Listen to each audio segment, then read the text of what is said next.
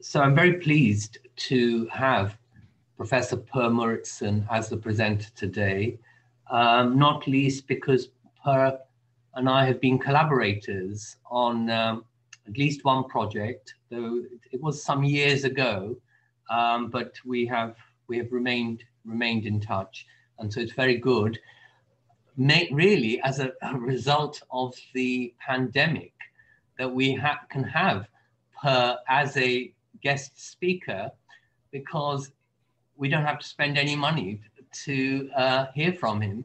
Otherwise, we wouldn't have been able to afford you, Per. I got to be frank. Well, so Per Mouritsen is an associate professor of political science at Aarhus University. He works on citizenship and naturalization, nationalism and national identity, citizenship education, and policies of civic integration, all particularly in a North European and Scandinavian context. In fact, could I just make a query about the word Scandinavian, Per? Because you've got it in your little bio and you had it in the title you sent to us, and so we have used it in advertising it. But I was told many years ago that apart from the Swedes, the neighboring peoples of that region don't like the term and prefer Nordic. It's a bit like when we used to, in this part of Europe, use the term to describe our archipelago, the British Isles, and that used to include Ireland, and we then went to either British and Irish Isles or stopped using that term. But I'll let you, if you want to pick that up later, that's up to you. But anyway, we've used that term because we got it from you. He currently directs two major projects. First is called When Do Children of Immigrants Thrive?, which compares Danish and Swedish school integration, including the effects of school context on descendants' civic and educational outcomes. This project also includes an element on Muslim free schools in Denmark. The other project is Outside Citizenship, the making and integration of immigrants, which received the Independent Danish Research Foundation's 2019 award for the most original idea across all sciences. Congratulations. Per is currently with someone else writing a book for Edinburgh University Press, which compares Denmark's and Sweden's immigrant integration trajectories.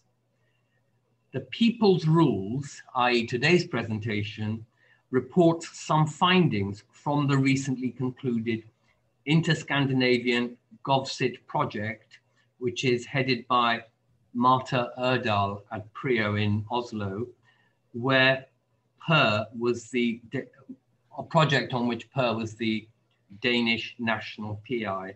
And so, well, we look forward to hearing some of these findings. Per will speak for roughly about 45 minutes or so, and then we'll have Q&A as we normally do, and we'll use the chat function and the Q&A to gather the questions, so please use those. So thank you very much, Per, for being with us today, and it's over to you. So thank you very much, and thanks for having me.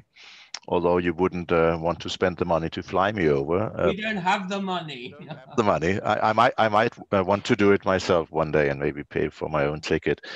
So Scandinavia first, actually. So Scandinavia is something that the Danes, Swedes, and Norwegians use. So we also have Nordic, and Nordic really is a way to include the Finns, but they're not included today, unfortunately. Although Finland is a very and for that matter also Iceland, yeah. Although Finland is a very interesting case also in this respect. So I'm going to talk to you about attitudes to citizenship rules or to citizenship acquisition rules. Yeah, what do people think should be the requirements to get citizenship? And I'm doing that from the Scandinavian perspective. This is actually something where this is an area where there's a lack of research. We don't know much about these attitudes. There's very little been done before in general, and also not in Scandinavia. So we have research on attitudes to citizenship. So why do people think citizenship is important, whether or not they have it or not, particularly those who don't have it yet? And actually, I think in the journal that Tariq edits, ethnicities, there's a special issue coming out, or just about to come out, or some of the articles have come out already, which is on that. So why do people think it's important to have it, or what do they think about the difficulty of getting it and the hassle and so on? We also have a lot of research on attitudes to the rights of immigrants in general.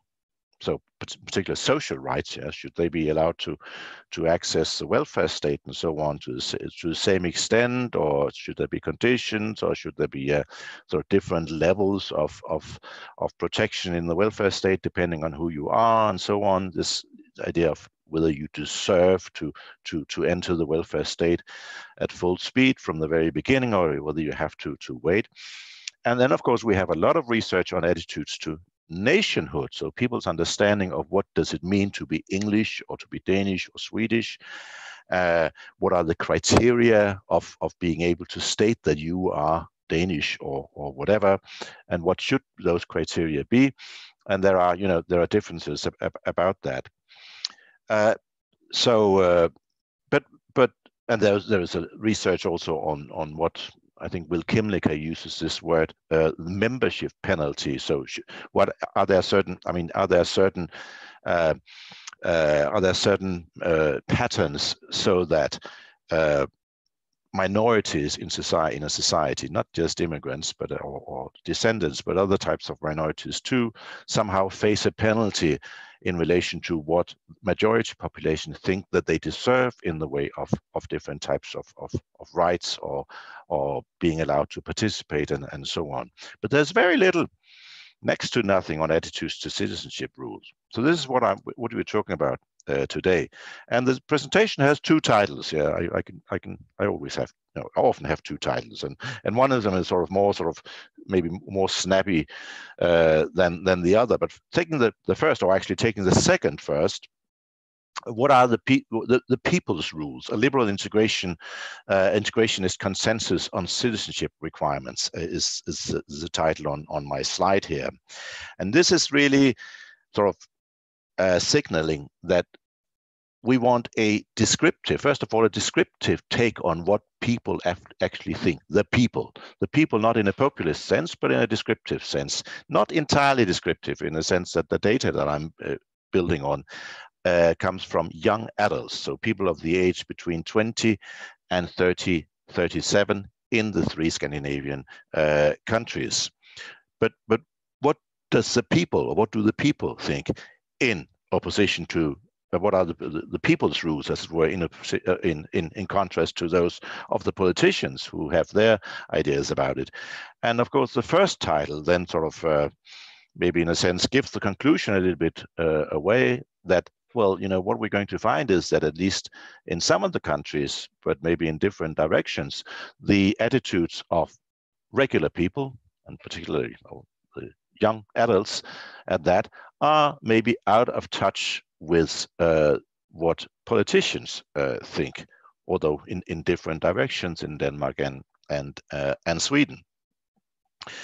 And I'm reporting the results of a large survey, which is as Tariq said, is the results of a collaboration between this Norwegian-led project GovCit and a project that I directed in Denmark. And I should begin by acknowledging that this is really a joint effort, including this paper that I'm giving, which is really a paper, or actually paper plus a little bit more, which is under review or under revision. So it has been under review, and now it's being revised for hopeful consideration for publication. So it's probably hopefully coming out soon in a journal that you may know, but I'm not going to say where it is. It's not Tariq's own journal. So it raises. I'm going to sort of, there are three main questions. Yeah. So one is, what are the attitudes among young adults to citizenship requirements in Scandinavia? As I said, there's very little systematic research. More specifically, are there differences between the countries? So is it such that, and you could think there would be, that that attitudes align with the differences in policy, so that the Swedes are more lenient and the Swedish people are more lenient, and Danish people are more tough, yeah, as their policies are. I'm going to return to what the policies are in just a second. And then also, thirdly, interesting, are there differences between majorities and minorities? Because what we did was we oversampled minorities in the three countries. We took the four biggest groups, or the most significant immigrant and descendant groups, most of them were descendants or the one and a half generation in the three countries. Are there differences, or do minorities, do these descendants minorities, do they have sort of completely different views of what should be the requirements? You could think that, given that their parents have had to face these rules, that they would be sort of more liberal minded. But are there such differences? This is the question. So in terms of theoretical expectations, first, you could think, as I noted before, that there would be sort of an influence of more sort of ethno-nationalistic or restrictive sentiments in maybe in particular in Denmark, and in maybe also in Norway. There's of course there are these policy differences, so that in Denmark we are much more strict in terms of naturalization policies, but also in terms of the general discourse about immigration and integration. Many tend to, and including myself, tend to place Denmark at sort of the, certainly among sort of the more sort of German style, or maybe even Eastern European style, or ethno-cultural nations, although it's not, it's not so clear, because in terms of the semantics of belonging and citizenship, it's also very sort of, in a very tough way, liberal. Also, you have to make an effort to belong, but we have these sort of traditionally cultural, even ethnic understandings of nationhood that are quite common to hear in the media, and certainly from politicians, and in Norway as well, actually. Although in Norway the nation is usually conceptualized in less restrictive terms. They go on about Norway and Norwegianness in Norway, but they do it in a much nicer way than we Danish people do. And this is not just something that I say; it's actually relatively well established also in quantitative and qualitative research. So you could think there were these differences, but you could also think that maybe it's not so clear. It could be, and there is some qualitative research. I may have time to talk about this later on, or maybe not, that suggests that understandings of what it takes to be a citizen may not be quite the same as understandings of what it takes to be a member of the nation. So you could think, for instance, that it's very, very, very difficult for someone to become really a true German or a true Dane or so, but it may be not so difficult to become a citizen, a good citizen. It's not obvious that the two coincide, although again there's very little research about this. You could also think that citizenship as a concept and as a lived reality to people, maybe particularly if they live in Scandinavia, where we have the famous welfare state, which is still, at least in part, functioning, that because of this understanding of citizenship, there would be an emphasis, as it were, on the inside logic of citizenship as equal treatment, as opposed to the outside logic of exclusion. You know, not everybody can become citizens, but once they are, those who are citizens should be treated equally. And there could be this notion that, well, this insight should be something which should relate not to actually to the formality of having full citizenship, but to the actuality of being together in a group. So in a word, once you're inside the borders, and once you are sort of part of a mutual collaboration within a state, this equal treatment, inclusive logic of citizenship would somehow kick in. Yeah, or to put it in different terms again. So, you know, that even those people who think that we shouldn't have too many immigrants, or could even be quite skeptical about this, about accepting refugees and so on, could think, well, you know, given people are here, they're sort of part of this ongoing collaboration, which is what citizenship means, and for that reason they should be treated equally, including having citizenship, as you know, having the passport and the right to have rights, as Hannah Arendt called it. Maybe in particular in a welfare state where this equal treatment logic is quite pronounced.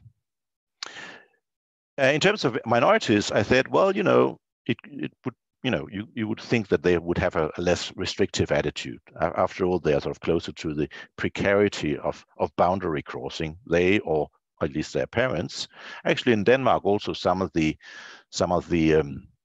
descendants, because there are actually descendants in Denmark who do not have citizenship, because we don't have completely automatic use solely. So although you are born here, you still have to fulfill certain criteria to be able to become a Danish citizen at the age of 18. So you could think that, well, minorities were sort of less susceptible to whatever national context socialization there is, or they could also be less susceptible to this logic of understanding what citizenship is, because from their perspective, it's a question of getting it as easy as you can. Yeah. So that's yeah, you could think that. Also, so more specifically, and sort of going beyond the descriptive bits, you could imagine that there would be some sort of variation about on these issues, depending on people's, you know, political ideology. Do they see themselves as left wing or right wing? And there would presumably be a difference in relation to education, higher or lower education. In terms of political ideology, I mean, two things could be involved. One could be this, you know, notion that for people, you know, liberalists, so, you know, so right liberals, some people would say, well, you know, also becoming a citizen, like, you know, getting into Harvard University or Bristol University, is really about merit.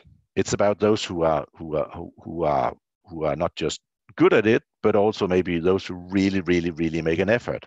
I mean, that argument could be made, and I think it is made. Whereas if you're more on the left, this meritocratic thing, this doing, you know, putting an extra effort into it, counts for less relative to sort of more egalitarian perspectives.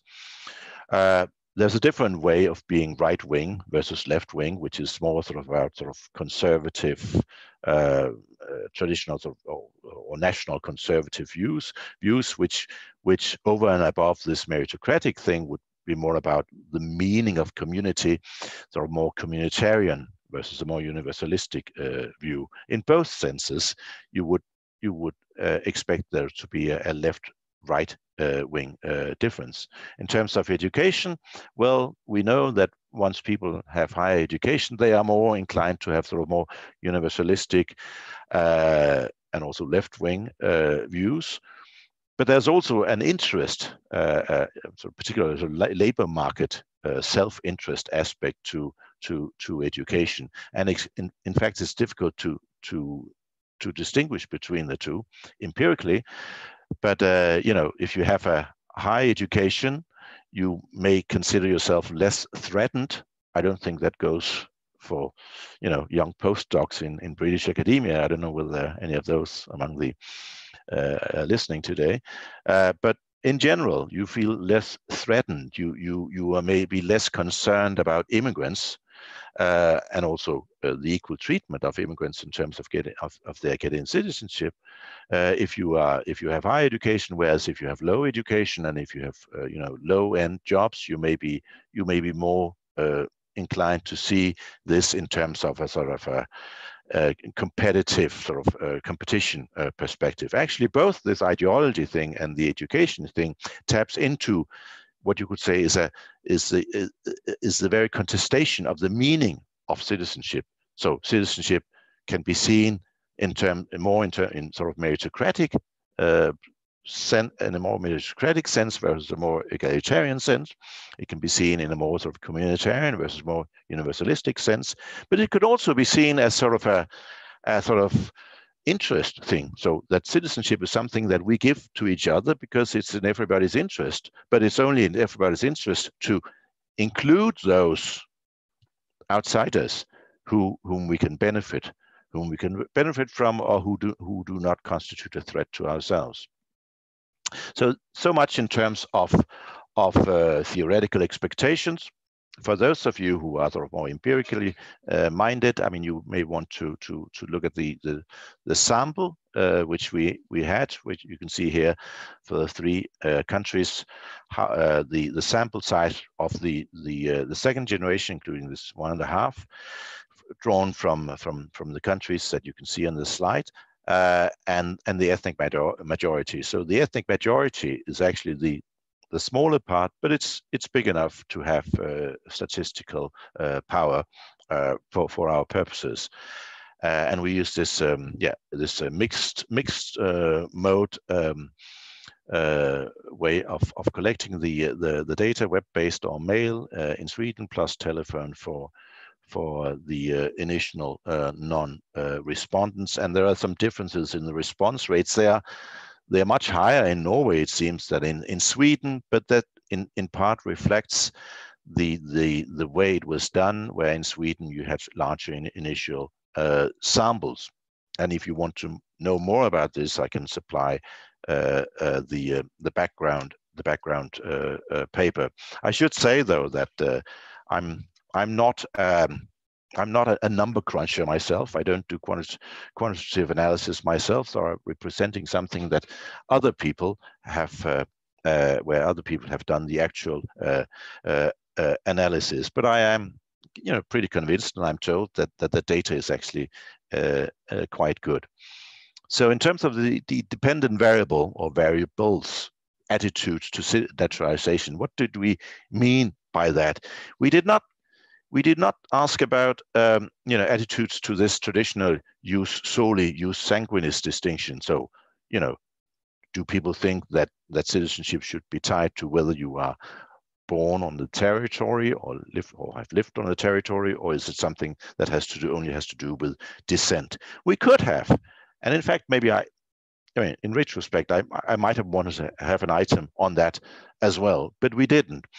But this also reflects that in many ways, the debate on citizenship acquisition, the political debate, but I think also sort of the popular debate, certainly the scholarly debate, has been moving a little bit away from this distinction, also in the sense that although Denmark is a partial exception, almost all sort of, you know, civilized countries have you know, some sort of jus soli. So it's very rare that people cannot, in principle, become citizens given certain other.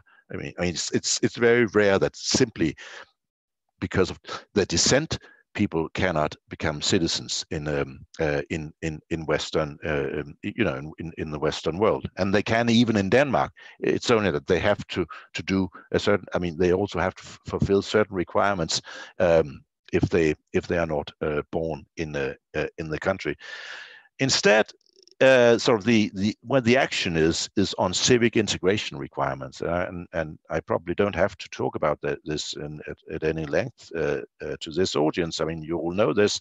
In Britain, across Western Europe, there has been this proliferation of different types of requirements, usually tied to courses and programs or integration contracts, and this entire syndrome of civic integration politics. And many people talk about there's a convergence of towards a civic integrationist consensus across Europe, except that when you then look at it, it turns out that although some of the types of requirements may be the same, they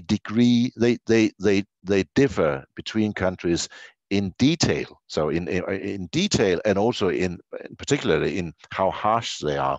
So many countries may have a language requirement, many countries may have a test requirement of sorts, but there could be quite big differences in how tough they are. And in a moment, I'll show you the difference between the 3 Scandinavian countries in that respect. But before doing that, and also before we didn't let our respondents know what the actual differences were, at least not when they asked this, when they had to answer this question about their attitudes to naturalization. What we asked was, so what is your opinion about 5 different types of requirements: length of residence, language competence, an economic qualification in terms of being on welfare, not being on welfare, and having a job, being self-supporting, historical and cultural knowledge, and declaration of some sort of citizenship commitment in the form of an oath. Yeah. And they were given a number of response categories, and you could see them listed here, which basically are ordered from sort of more from less to more arduous or restrictive.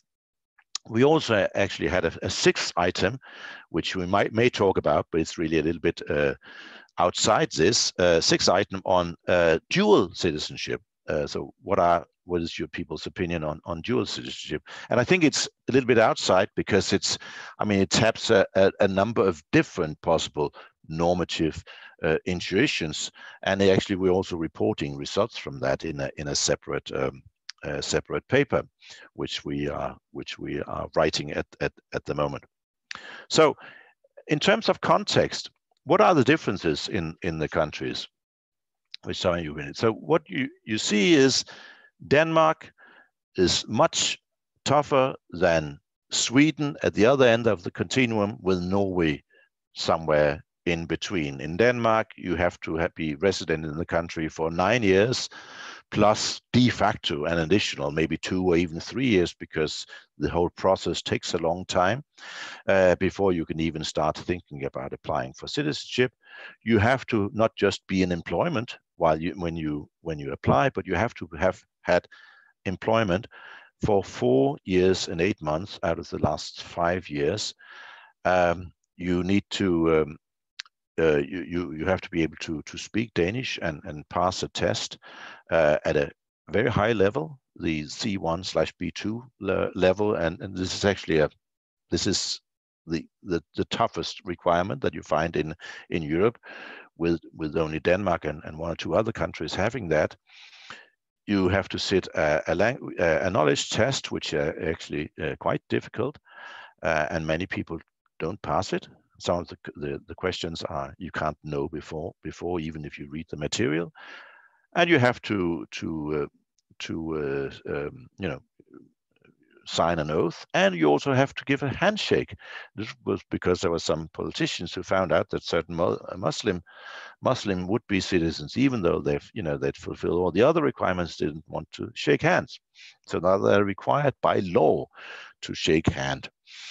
Although there has been some mayors who really think that this is not a good idea, and although in the current COVID situation they don't have to. Yeah, okay. In Norway, 7 years residence, no employment requirement. You have to do a language course, but there's no test. And you have to do a knowledge test, which is, I understand from Norwegian colleagues, relatively easy. In Sweden, there are no requirements, although there's an integration course which you can sit, and you can follow, and you're penalized economically if you don't do it, but there's no connection to citizenship at all. There are other differences also. But we didn't ask about that in terms of waiting periods if you commit crimes and so on, where Danish rules are also quite draconic compared to the other countries, and there are other requirements too. But these are the most important ones, and those that align with the questions that we asked. So these differences were not always there. In fact, there was a post-war Nordic consensus where, without going into detail, from where we used to sort of follow each other, and whenever anyone would make a small change, it would be done in mutual consultation. There's a very good report on this, which is cited here on the slide. You can access where this development is traced in some detail. But generally, you could say that from the 1970s, what you found there, starting in the 1970s, there was a liberalization going on in Sweden, which then spread to Norway and Finland, but the beginning of this Danish Sonderweg, or this Denmark not wanting to follow, and this became quite clear after the start of the millennium, where citizenship in Denmark became highly politicized with consecutive restrictions in a large number of changes in the law, which only went in, or more or less only went in one direction. So now we have one of the strictest regimes in Europe, if not the most restrictive. So highly politicized in Denmark, less so in Norway, although there was some debate, particularly actually on dual citizenship, which in Norway has only very, very recently been allowed. It is in fact allowed now in Denmark, and has been for a few years. And in Sweden, citizenship is still not a big issue. It's still sort of treated as something which is sort of more sort of administrative matter, not because integration is not debated these days in Sweden. It certainly is, although it's debated in a different way than it is in Norway and in Denmark. And as you know, since 2015, when Sweden received a lot of refugees, integration is an issue, and you have the Sweden Democrats knocking on the door of the government, and certainly influencing politics in a way that they didn't only a few years back. But citizenship, although it is being discussed a bit, is still not a big issue in Sweden. So this is the background for what we see. So I'll give you I'll give you the results now, sort of the main results, going a little bit quickly about, because there's a lot that you could say. So first of all, so this is actually sort of this is all in a nutshell here, and it's a little bit maybe a little bit difficult to see, but basically you could start out by seeing that saying that well, no, I think so what we did was to sort of to fix thoughts. We operated with sort of three ideal types, sort of a cosmopolitan, and a liberal civic integrationist, and a restrictive ethno-nationalist, I think we call it, ideal type. So three different ideal types. Now I may talk a little bit about that in a moment if there's time. But sort of three different, types of attitudes or clusters of attitudes. So if you begin with the lenient ones, whether you call them cosmopolitan or post-national or whatever, that may be not so important, although you could certainly discuss that. So you see that in terms of residents, those who think that there should only be sort of no residence requirement or only a very short requirement, three years. There's actually quite a sizable number of people in all the three countries, but particularly in Sweden, who think that. And the same goes for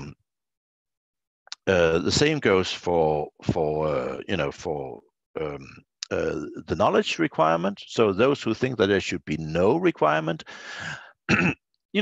quite big numbers, particularly in Sweden, or close to 4%. There should be no such requirements.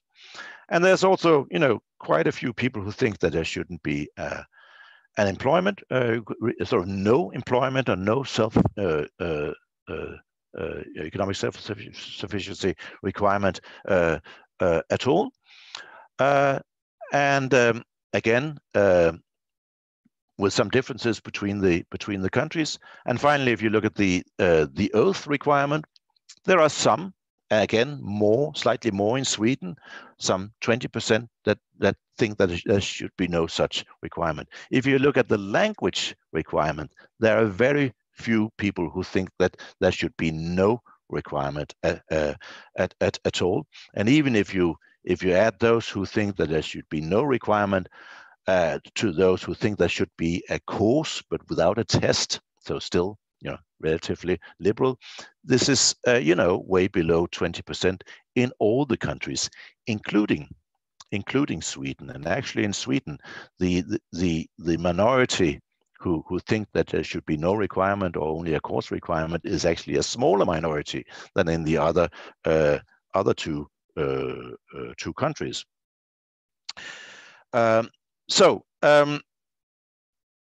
Now you can debate, how to sort of add these elements together and call it cosmopolitan or not. But there are these not insignificant proportions depending on which dimension you look at, which fall in this in this category. Overall, a bit more in Sweden than in the other countries, except for language. In terms of language, there are few softies in Sweden, fewer actually than the two other countries. In terms of comparing minorities and majorities, what you find, what immediately strikes you if you look at them, I mean, you have to sort of look at them for minorities, majorities in Sweden, in Norway, in Denmark, sort of looking at the lines below each other. You see that what's most striking is that the relative similarity between these two groups. I mean, minorities do not seem to be very different from majorities, at least on most of these items. And you also find that although maybe I should save that a bit, but even although there are more cosmopolitans in Sweden, it's not a drastic difference. I mean, it's not as if you have a lot more in Sweden than you have in Denmark. So if you then look at the other end instead, and look at this ethno-national exclusivist ideal type who think that you should have 9 years or even longer residence, you should pass an advanced language exam, you should be employed for several years, you should pass an advanced knowledge test of history plus culture, and that you should swear this loyalty to the country, maybe also loyalty to respect the laws, but at least, but certainly a loyalty to the country oath. You find that again, These are not, completely insignificant, but on the other hand, they're not, depending on your perspective, that large proportions. If you look at the residence requirement, for those who think it should be 9 years or more than that, it's well below 20%. If you look at the knowledge tests, if you look at the employment, all of these threes are well below 20%. I mean, they're who belong to this very restrictive category. If you look at the loyalty requirement, the loyalty oath requirement, it's different. Yeah. So there's a bigger minority, and actually, it's close to half in some countries who think that you should have this loyalty. You should express this loyalty oath to country. Although less in Sweden, but even in Sweden, it's actually quite big. But if you look at the other four requirements, residence, knowledge, language, and employment, you have not a lot of people falling in these in the restrictive category, where there's relatively most restrictiveness, other than the oath requirement, is language. Yeah, so you have some 30% in Sweden, and in a little bit less in Norway and Denmark, who are quite tough on a difficult language requirement. If then you look at sort of the middle way, what we call this liberal or liberal civic integrationist ideal type, those who favor 5 to 7 year residence, a basic language test, that you should be in employment when you apply, but not having had employment for a long time before, that you should sit an easy knowledge test, and that you should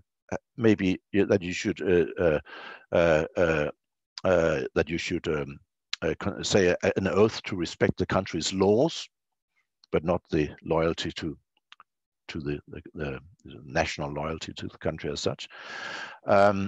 You find that this is actually by far the most important type. Yeah. So by far the biggest in all the countries and for all the groups, so both majorities and minorities. This goes for residence, where you have typical is 5 to 7 years. It goes for language, it goes for knowledge, it goes for employment, not the oath. Yeah. So the oath is different. In terms of the oath, people are the people's rules are relatively tough. So summing up the empirical findings, what we call a liberal or civic or liberal civic integrationist consensus dominates. 5 years residence is most typical. An easy knowledge test, a basic language exam, being in employment / not on welfare at the time of applying, respecting the laws, but also loyalty to country, particularly in Norway. So this oath thing is off relative to the other expectations. A striking similarity between the countries, at least given the large policy differences between Denmark and Sweden, but also that those differences that do exist mainly fit our expectations about differences. Yeah, so that looks like having your cake and eat it maybe a little, but I think it makes sense to stress the large similarity between the countries, but also that those similarities that do exist go in the direction that we expect, so that you have more cosmopolitan answers in Sweden. You have somewhat more skepticism of knowledge tests, long residence and loyalty in Sweden, but you have quite similar patterns on work and the language requirements. So in terms of some of the stuff, you have slightly more cosmopolitan answers in Sweden, which also fits what we already know about other types of attitudes to immigration and social tolerance so on in Sweden, and it certainly fits with the policies, except that it doesn't fit as much as you would think. Yeah. So the similarity is much more striking than the differences. And then if you look at the differences between minorities and majorities, well, what you see is that they are quite small and sometimes even insignificant.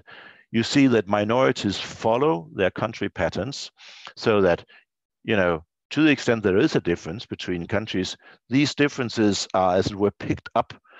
They're sort of, you know, they look as if they're cultural or media discourse driven differences that the minorities pick up. Yeah. So there may be a slight difference, but it's the same. But they follow the same patterns as majorities, with a few exceptions, so that you have a few examples of more restrictive minority opinions.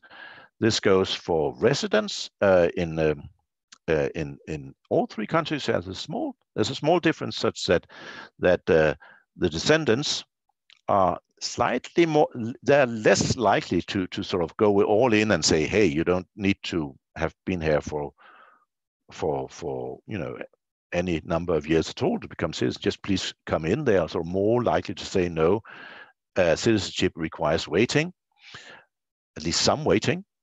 And they're also more, in Sweden, they're also more likely to stress an employment criteria than the majority is. And this, you know, is maybe counterintuitive in relation to what we said that we expected. So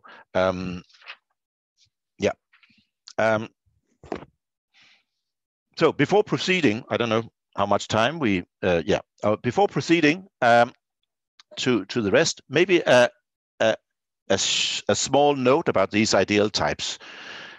We could just maybe discuss this in the Q&A as well. But so, is this a good way to talk about it, or to make this division between three different ideal type conceptions of attitudes to citizenship? Of course, respondents are not necessarily consistent. Yeah, I mean, you could be quite tough on residence requirement and completely lenient on language, for instance. But we did a cluster analysis for each country, and once we took out the citizenship declarations, the oath, once we took that out, people were relatively consistent, rather consistent. In terms of the oath, you found that in Norway and in Denmark, which also already rhymes with what I've said so far, you found that also those who had relatively liberal or unrestrictive conceptions of requirements were nevertheless ready to support that people should say an oath. But we did find good clustering around the around the other around the three types. So people answered consistently, as well, relatively consistency, for the remaining items that we ran such cluster analysis for each of the countries, and we found that 52% in Denmark, 43% in Sweden, and 59% in Norway fell in what we call the civic integrationist camp. So a lot, I mean, almost 60 in Norway, above half in Denmark, less than half in Sweden, but that's because there were more cosmopolitans in Sweden. Now, I don't have a figure to illustrate this, and it's quite complicated to explain this cluster analysis, but this is what we do. What about what we did? What about the labels? So you could say that, civic or civic voluntaristic versus ethno-cultural, that's sort of a different dimension. That's not the same dimension as the dimension between less restrictive or liberal versus restrictive. So you could say that, for instance, you could argue, I mean, it's not completely outlandish to say that I want no knowledge test, very short residence period, no oath, but very tough employment criteria. So if you're sort of some sort of neoliberal who'd say, hey, you can get citizenship almost immediately if you are very, maybe if you can get after 5 years if you come to the country, you're unemployment, maybe if you have a specific income or whatever, and forget about the rest. I don't care even if you speak the language or whatever. So maybe these two are not the same thing. I mean, or you could say, forget about the language, forget about the employment. The main thing is that you speak the language perfectly, or speak the language plus you're able to sit a very tough knowledge test with historical knowledge and knowledge of poets and national heroes and whatnot, as we have in Denmark. So we made this choice, knowing that the two conceptually are not they're conceptually distinct, because we thought that because we found that, well, people do tend to I mean, there are not very many people who are very, very, very tough in employment criteria, and not also tough on some of the other criteria, which can be which can be interpreted as sort of more sort of ethno-cultural or assimilationist. There's of course also the question of to what extent specific types of requirements constitute one or the other. So you could say that, I mean, how to interpret, for instance, those who think that there should be an easy language test and an easy knowledge test. Some would say, this is a way to sort of to tap sort of a functioning capability. Yeah, in order to be part of the economy and part of the, being able to get a job, contributing and so on, functioning in society. You need to, you need to be able to get along. You have to know something about society, and you have to have a working knowledge of the language. But you could also, in principle, say, no, these are sort of more cultural or cultural requirements or assimilationistic requirements. Only they are very soft ones. Again, we interpreted them in terms of the former. So that to say that there's a language requirement, we thought that this actually can be fitted into sort of a voluntaristic, liberal, civic understanding of citizenship, given that, well, most people are able to learn some language, and it's necessary for them in order to be able to function in society and be treated as equals in society. Finally, you could say, and maybe we could discuss this idea that most of the majorities and the minorities in all the three Scandinavian countries, Sweden and Denmark, that they are somehow there in the middle of the road. And then saying that this is sort of a liberal, we also talked about using the word pragmatic or something, or societal, integrationist, or whatever. We have a number of notions being discussed. That this is actually sort of to say that that people are very reasonable and middle of the road and reasonable in their requirements. But are they? I mean, some people would say that even that middle of the road position, including that you have to be employed when you apply, and you have to just asking people to pass any test is actually quite tough. If looked at from a Canadian perspective, it's still quite draconic, and they would sort of, many people would still opt for the Swedish rules, would say that, hey, citizenship is not about that. It's not about requirements. It's about protecting people.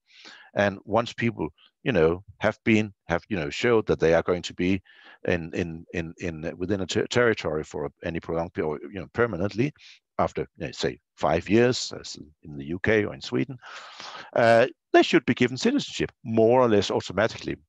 So what constitutes liberal? That's a normative discussion. I think from a Danish perspective, which is my perspective, and relatively speaking, maybe also reflecting my theoretical notions of citizenship as necessarily bounded, I incline to be sort of optimistic and say and point to the fact that actually a majority of young adults also even in Denmark are much more on the middle of the road than towards at least towards the right wing or assimilationist or ethno-cultural extreme.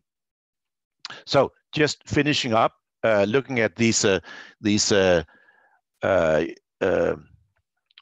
other explanatory variables, or which were the variables that explain some of the variants, and two of the most important ones. There were others as well. Trust also had a role to play, but we found that there was a significant correlation, political left, right. What you see here is, these are slides from an early analysis where we indexed all 5 criteria, so we didn't take out the oath requirement, and you see that in Sweden, in particular, there is a very strong left-right pattern, but also in the other countries. You found smaller. I don't have a figure for that. Smaller, but still significant expected correlations with education, although less in Norway. In Norway doesn't depend. Your attitudes do not depend so much on education, and also less for minorities. So for minorities, particularly for Descendants in particular, which is maybe also not so surprising, it does not have so much to do with education, although the relationship did not completely disappear. Dual citizenship, so this was a slide. I think I'll just leave it aside actually, and then to wrap up, because I should wrap up, so what you see is that only a minority of respondents in the countries support 7 to 9 years residence. You see that Danish naturalization requirements are much stricter than the views of young people in Denmark. Despite what we have had, this very securitized citizenship and immigration discourse in Denmark, there's still this difference. So young people, young adults have not been convinced, as it were, of the discourse. But Sweden, in particular, seems to be out of touch in the opposite direction, particularly in terms of the absence of a language test and in terms of a language requirement, which a majority of our respondents were in favor of, but also regarding an oath, although it wasn't at least to respect the laws, it wasn't not so big support in Sweden as in the other 2 countries, but still a sizable support. So what could you conclude maybe? Well, maybe that we have multicultural do-gooder politicians in Sweden, which are out of touch with their middle of the road population, whereas we have xenophobia and populist politicians in Denmark who are out of touch in a different way. Why is there this middle of the road consensus? And you can speculate about this, and I sort of noted some of the possibilities to begin with, that there is this inherent tension in citizenship as an institution and a political ideal. This notion that maybe particularly in Scandinavia, there's this very, very strong idea that there should be equal treatment for all. At least, we don't like to live together with people who don't have the same rights, as it were. So you can have, all the potential refugees and potential immigrants outside the boundaries. We don't have to care about those, but once they're inside, it's another matter. but there's also this very strong emphasis on reciprocity and contribution, what the Norwegians call the work line, arbeidslinjen in Norwegian. We also have it in Denmark and Sweden. So you should be allowed to get citizenship, but in return for working. In general, that citizenship is about bounded solidarity. It's about scarcity. So there's this maybe sort of commonsensical understanding of whether that newcomers should somehow be helped to, but also be able to contribute and function, and maybe also, but we could discuss this, show a commitment. I mean, it's a commitment to this solidarity, and this maybe is what this support of the oath, which you found in all three countries, although more in Norway and Denmark, is about.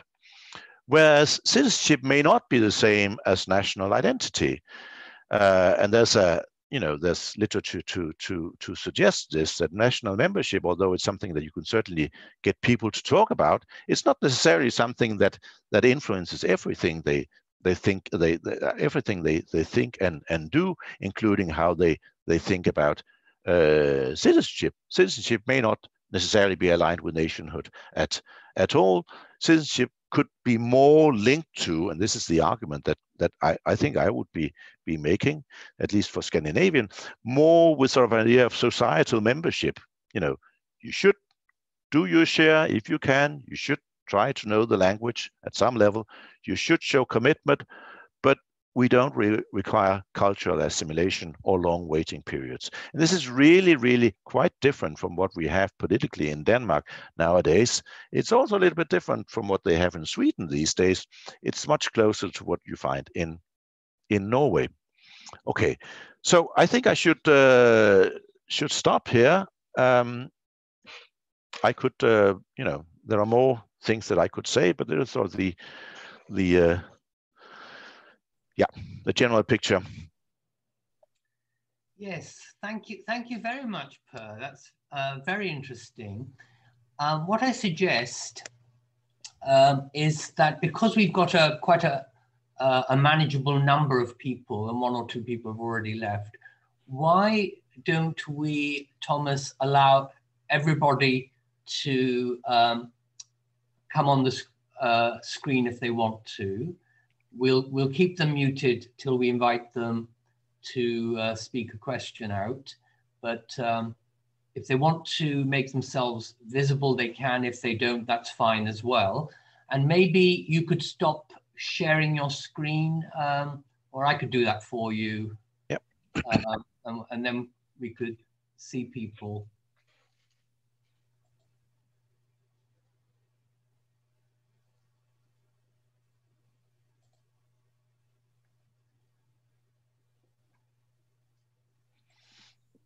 Okay, I'm not quite sure how to enable all the videos. Oh. I can see how to unmute people individually. I see.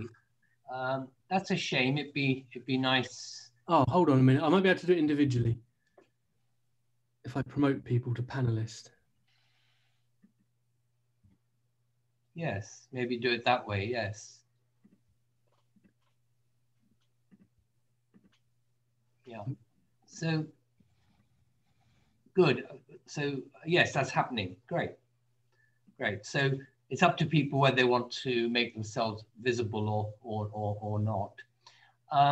Some people have raised hands and sent questions and so on, and I'll start turning to them in a moment. But can I just ask one thing, Per, which you may say you kind of took for granted,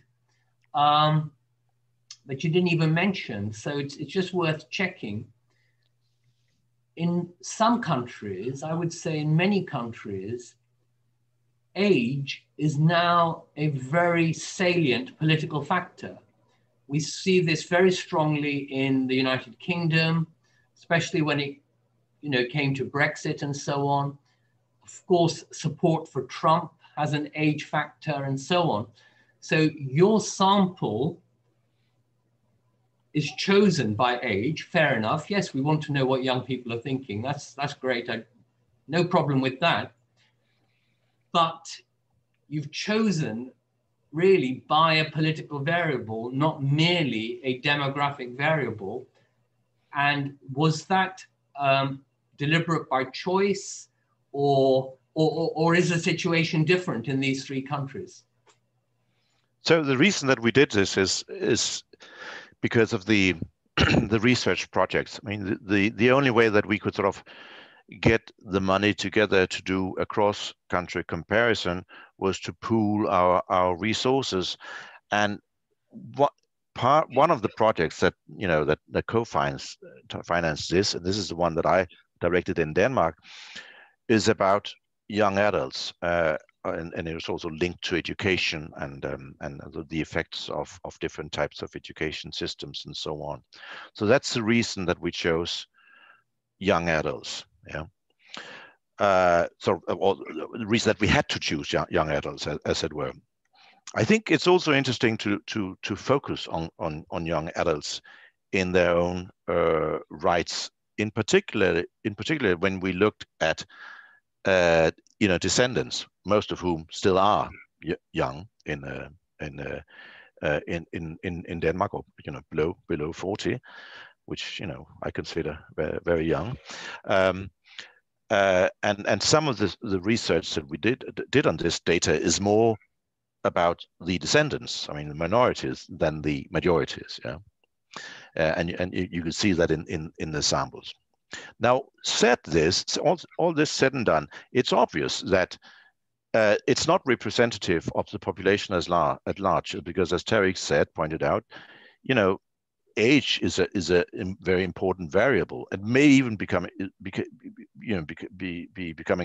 a more important variable, although it's always been a relatively important variable in terms of attitudes. So and of course you can then control for education and so on. Most young people have more education, they live in cities, and you can control some of that away, but you'll still be left with a difference. And there is other data to. I see Gina is coming on from Sweden here, so maybe we can have a brief perspective.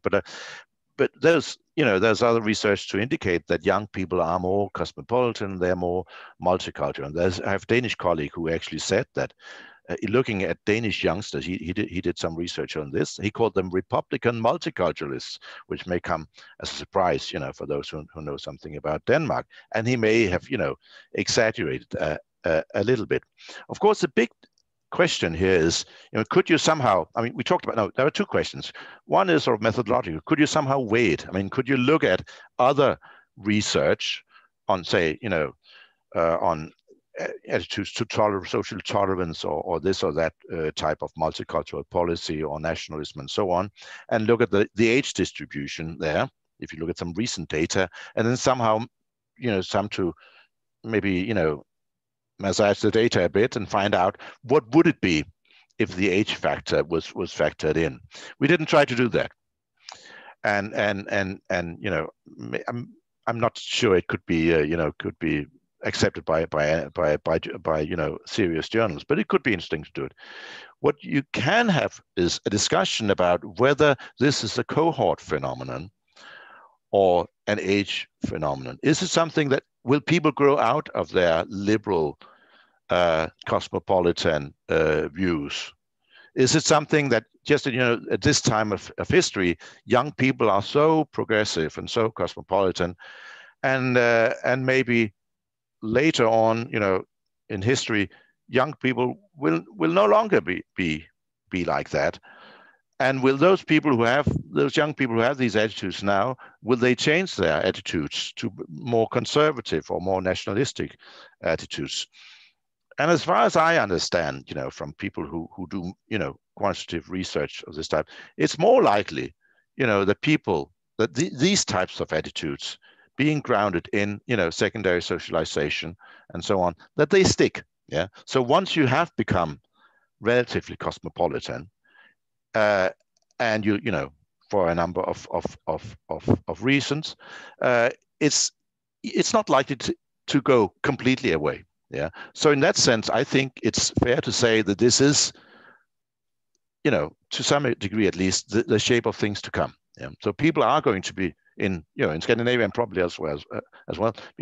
They'll be becoming more liberal minded. Of course, this is sensitive to all sorts of things, and there is, there's research in other countries. I just saw something about Italy, that if the citizenship discourse changes, then attitudes can harden in society as well, and it makes a difference, of course, whether people's attitudes are based on and we try to ask for people's unprepared attitudes or intuitions, as it were, about citizenship acquisition. And it makes, of course, it makes a difference whether there has been a huge debate about this, as there has been in Denmark, and less so in Sweden. Yeah.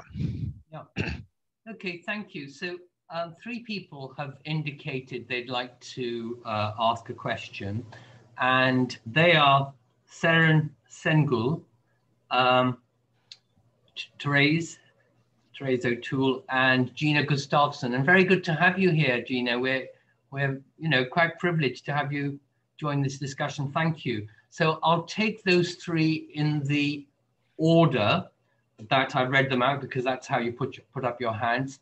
And so, Thomas, if you could work your unmuting in relation to them one at a time, and we'll take the questions one at a time. We'll let her answer them one at a time. So, Seren, you're first. Yeah, thank you very much. Can you hear me? Yes. Yeah, okay. Thank you very much for this presentation. It was very, very interesting. I already wrote my question. I don't know if you can read it, but I was actually within the minority groups that you raised the question. So whether there, I don't know if you, I saw the groups for a while. I think it was India, Turkey, Pakistan, and some other countries. But yeah, I was wondering if there were significant differences, especially with regards to gender or religion. I don't know if you looked at those variables within minorities. Yeah, thank you. Good question. And the trouble is, I'm not able to give a very good answer, because I don't have the report. We have a large descriptive report about these things where I could find them. So as I recall, there were some differences. I think there is a gender difference as well. So women were slightly more liberal than men. You also found a difference between. So we looked at. We had Turks, we had Somalis, and Pakistan, Poland, Somalia, Turkey, and Vietnam. Yeah. The Polish, which is a non-Muslim group, and also a European Union group, which we had in Norway. In the second generation, we didn't have second generation in Denmark, as I recall. We found more conservative views. Maybe not completely. I might have expected that. With some more conservative views. I don't think there are big differences. Other than that, that was sort of a main difference. As I recall, the Somalis, for instance, and the Turks and the Pakistan were more or less the same. But I could get back to you on that. We didn't, we didn't factor that in here, and of course, it's actually, it's an interesting question, because we often tend not to do that, and sometimes we should. And I'm writing another paper with a Swedish colleague, which is about political participation and willingness to participate in politics, where you actually find quite, considerable differences between different ethnic groups. Also, also in the second generation in Scandinavia. So immigrants are not the same, descendants are not the same. But we chose to sort of look at the overall picture, which was that descendants in general actually were much less different from the majority population than, you know, you could have, you might have thought there would be. Yeah, well, I'd certainly encourage. Yeah, thank you. I'd certainly encourage you to look at the different groups where your sample sizes allow. So, Therese, please go ahead. Thank you, Tarek. Thanks, Per, for the paper. That was really interesting. My question actually links to the question that you raised, Tarek, which was about the age profile of the sample. And I'm just wondering, you know, the kind of conclusions that you're drawing about whether or not the kind of perspectives that are coming from government are in line or out of line with the citizenry. And I'm not sure that your data allow you to make those kinds of conclusions. But you raise this really interesting question about whether or not those attitudes shift as people get older. And I did wonder about the scope of your data set to provide some insights into that question. Because I was thinking, you know, a long time ago, I used to be a youth researcher, and we would look at, you know, pay attention to these aspects of, you know, the experience of transitions, it used to be called in youth literature, where you're thinking about, you know, say you take from the 16 up to the 25 range, you start to look at things like transition into the world of work or into independent living and so on, and start, or becoming taxpayers and so on, and start to think about the implications of that for people, for young people's conceptions of, and the way they relate to ideas of citizenship. And they can change quite a lot according to where they are in those sorts of transitions processes. So the questions that you raise, for instance, about the work requirement, it might make a difference if you're asking people who are in work and have been in work for some years, compared to those who have not yet experienced the world of work, you know, at all, who are still perhaps, you know, in education or training. So I'm wondering, is there any scope within your data set to differentiate between the attitudes of the young citizens, you know, young people in your data towards citizenship, according to you know, the relative youth? You know, if you can do a more finely grained analysis of their age or where they are in relation to their own experience of the labour market, for example. Excuse me, as I recall, we did do that, and as I recall, there was not a big difference, but I should, you know, I could come back to you on that as well, because I can't you know, find the regression right here. But as I recall, there was not a big difference. But of course, as you say, it does, you know, intuitively it would make a difference. I mean, they're not very young. I mean, they're not 17 or 18. They are sort of approaching the stage in life where you realize, you know, scarcity, and, you know, you have to, you know, find a job yourself, and so on. Although, you know, some of them are still going to university, for those who have higher education or are pursuing higher education.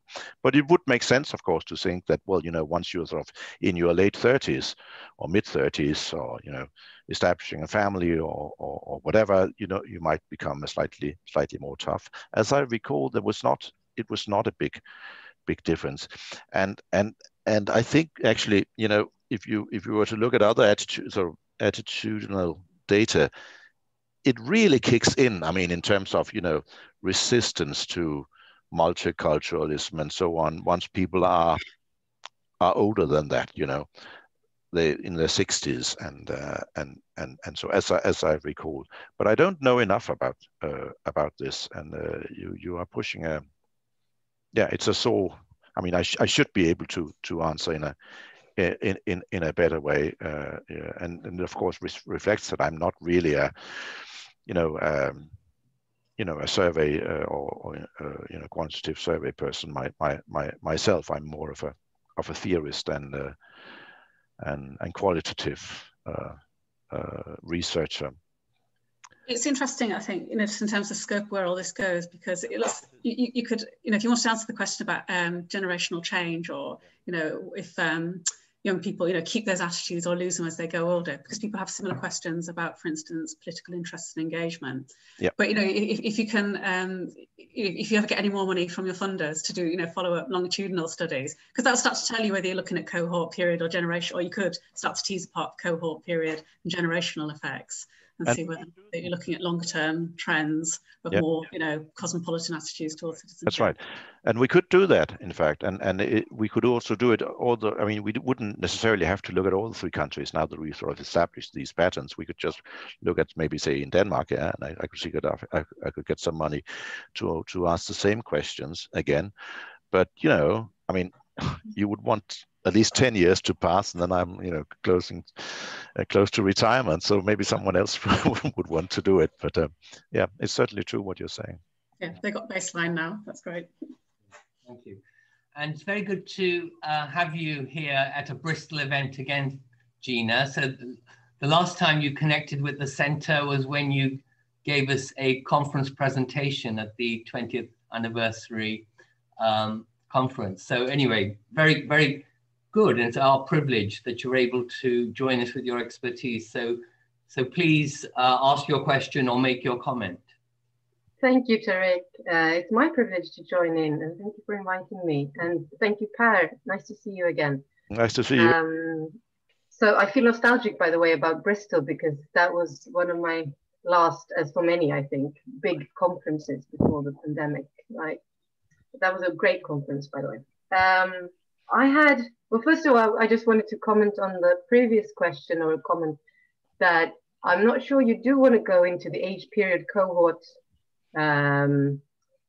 conundrum, because that is a huge, I have a PhD student working on it, and it seems to me, without having worked on it myself, that this is a very technical and difficult question. Some would even say logically impossible to pass out, because you can't control for age and period if you know the cohort, because then by definition you already know one of the other values. So this is a huge sort of methodological problem, I think.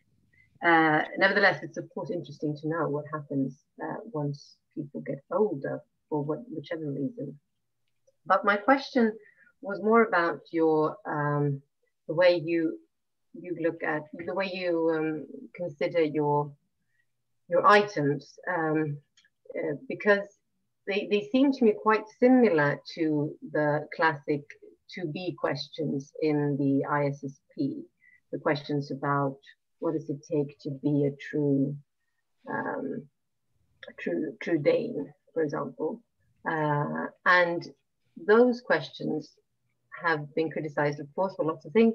But one of the interesting critiques that I have seen recently is that by Sam Person, a social psychologist, who's written a chapter on this in the book I've edited. I could send it to you, where he argues that really the way people answer these questions is not a very good indicator of their actual ideological or their position on these matters, but rather they are situating themselves. I didn't hear that quite. Oh, sorry.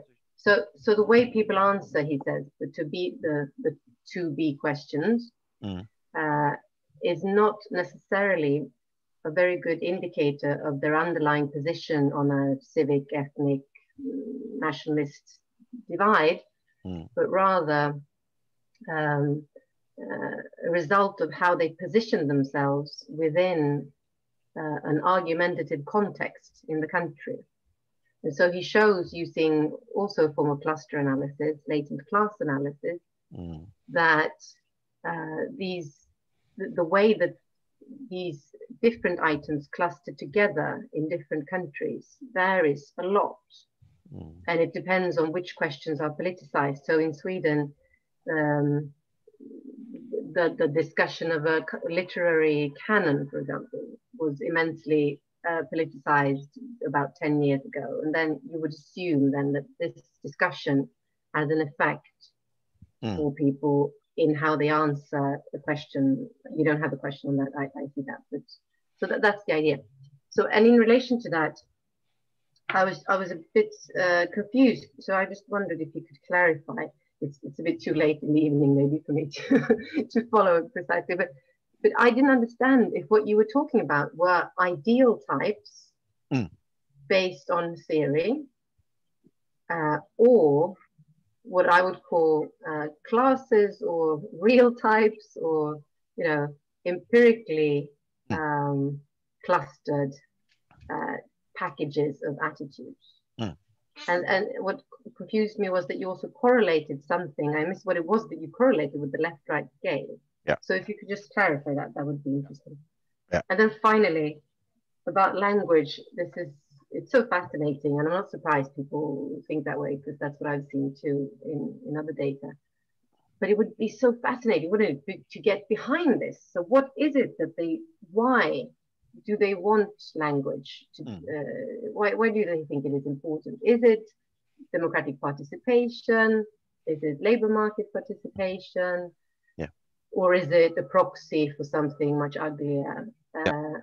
Is there any way that you could sort of pass that out and see if, I don't know, controlling for the labor market question, is there anything left in the language question? I don't know. Those are my thoughts. Really, really good questions. So first about the items, and I agree, and we actually talked about this, Dina and I, at another occasion. This the difficulty of using some of these items, and these items that we use. That is true that they look like some of the items that's been used in these last European Social Survey investigations of national identity, or sort of what do people think it takes to be Swedish, and so on. I think maybe we slightly and they are sort of contextual. I mean, they have contextual meanings. I think we're on slightly safer ground because it's closer. It's Scandinavian, and because we had Swedish, Norwegian, and Danish collaborators on designing the survey, and how to how also the wording and so on. And although I mean it's at least possible, and maybe we don't do that enough in the paper. Now, you haven't read the paper, of course, but it's at least possible to then go in and ask the question. And I might want to come back to you if there were time to ask, why is it that the Swedes are so obsessed about language? Yeah? Is that maybe because this is actually the one thing that has been discussed in Sweden in terms of citizenship? Should there be a language test? So just because it's been discussed, and it would of course be a soft language test compared to the Danish one, but just because it's being discussed a little bit in Sweden, unlike all the other stuff, everybody then reacts to it. Now, oh yeah, we should really have a tough test in Sweden. Yeah, I mean, could that be going on? You can certainly see that this oath requirement. It's stronger in Norway. It's the strongest in Norway. That fits, some of your intuitions about, qualitative work on Norwegian conceptions of the nation, and also what you've found, for instance, in Norwegian debates about dual nationality, which was very much about loyalty. So it's possible to make sort of a more qualitative interpretation of some of these differences at the same time. So about the ideal types, well, it's actually both. I mean, it's both. We thought about this, theoretically, and had a discussion about how should we sort of order this. And of course, this can be, and what you do that you have a number of theoretical traffic jams there in terms of how should you interpret the difference. I mean, different dimensions. But then we said we performed a cluster analysis, or I didn't, my colleagues did, which actually showed that people's responses on, once you took about the oath item, which was too complicated, the responses tended to cluster, so that in those three, more or less in those three ideal types. So there were. So ideal type actually means, as you know, it's actually a theoretical construct, which does not necessarily have to correspond to what's out there in the real world. But in this case, it does correspond to what's out in the real world, but not entirely, obviously. And we did have, there were inconsistencies. So what you said, the last question and comment, is really intriguing. And I've thought a lot about that. What is the meaning of a language requirement, for instance, particularly the language requirement. And there has been discussion, also theoretical discussion in the literature about different people who write on civic integration requirements. So is it about participation? Yeah, I mean, and you could say, well, you can really only participate, at least sort of quality participation. Yeah. So if you know some of the language. On the other hand, you could say, well, you know, it doesn't take a lot of Norwegian or Danish or Swedish to know that that guy on TV is not in favor of me. Yeah. So you don't need that much. So and people like, you know, the late Robert Dahl maybe might take that perspective or whatever he used. I mean, many sort of democratic theorists would say that. But it's certainly an argument that you need a certain level of competence. Or is it about functioning in the labor market where, you know, as we all know, language is pretty important, particularly in countries such as Denmark, Norway, and Sweden. In England, it's easier because everybody speaks English, including most of the immigrants. Yeah, but you have to speak some degree of our peculiar languages to get by in Scandinavia. So is it that, or is it something more sinister? And I think that's, I mean, and how could we? I suppose we could try to do that, and I don't know if it's possible to sort of to see, are there specific combinations between sort of very tough language requirements and tough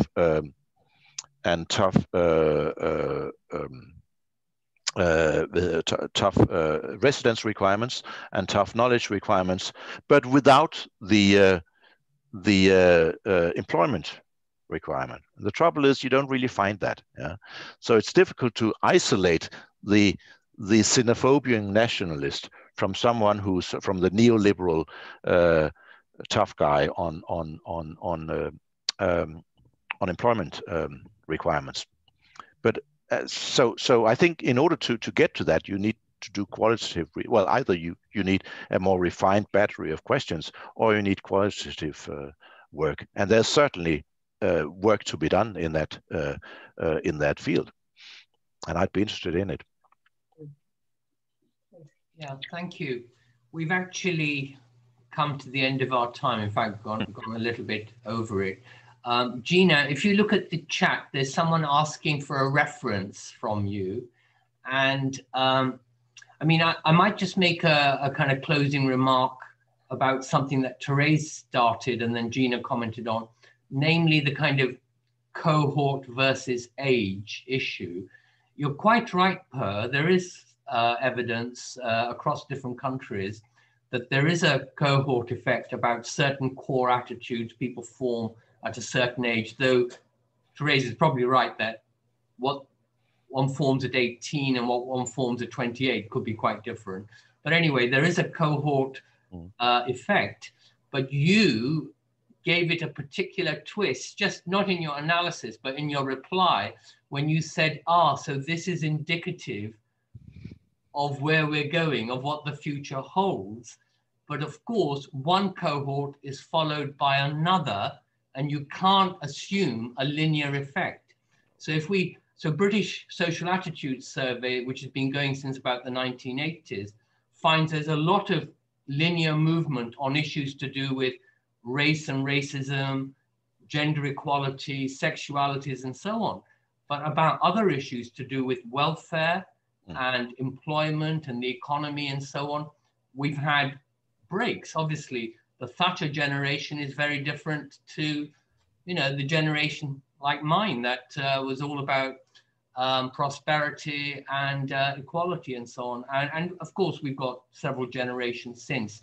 So yes, cohort effect, but don't assume a kind of progressive linear model of one cohort after another, because some politicians have been tripped up by that.